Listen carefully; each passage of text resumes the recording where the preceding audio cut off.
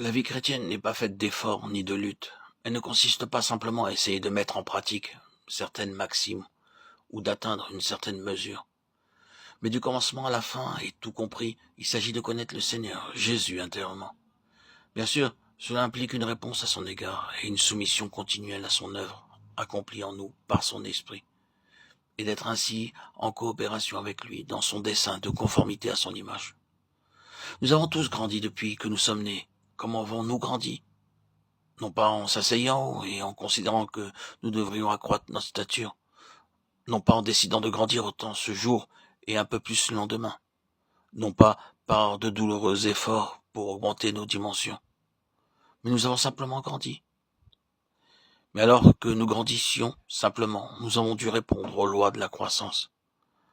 De même, dans le domaine spirituel, nous devons reconnaître les lois de la croissance, et là où elles ne reçoivent pas de réponse, là où elles sont violées, il ne peut y avoir de croissance, mais arrêt, faiblesse et perte. Pourquoi la croissance spirituelle est si lente en certains et si glorieusement rapide en d'autres? Parce que quelques-uns regimbent et contestent ou raisonnent avec Dieu. Ils tournent en rond autour du point en question, se demandant: est-ce que cette chose signifie cela? Dois-je faire ceci? Est-ce nécessaire? Puis-je, ai-je la permission de faire ceci? Etc., etc. Ils tournent en rond. Cependant, ces mêmes gens sont ceux qui affirment le plus fortement qu'ils ne veulent que la volonté de Dieu. Mais leur affirmation même montre souvent qu'ils sont en train de lutter et leur croissance est chargée de bien des désaccords. D'autres, dans une belle sincérité et pureté d'esprit, cèdent immédiatement au Seigneur. Ainsi, il peut leur montrer le chemin sans perte de temps en controverse avec la volonté de Dieu. Et il n'y a point de faiblesse par manque d'abandon complet, d'obéissance de tout cœur et de reddition à cette volonté. Il y a une passion pour le Seigneur lui-même et pour qu'il ait son chemin complètement, quoi qu'il en coûte. Tout dépend de notre appréciation de notre Seigneur Jésus. Quand nous percevons sa véritable valeur et voyons tout ce qu'il est pour nous auprès du Père et que par la foi, nous nous l'approprions, nous croissons tranquillement. Nous qui contemplons le Seigneur, nous sommes transformés de l'intérieur en la même image de gloire en gloire, 2 Corinthiens 3,18. L'obstacle à la croissance, c'est de considérer les choses comme en dehors de la personne du Seigneur Jésus. Nous ne voudrions jamais tourner en rond autour de l'écriture comme nous le faisons quelquefois en nous livrant à un débat en faveur du oui ou du non.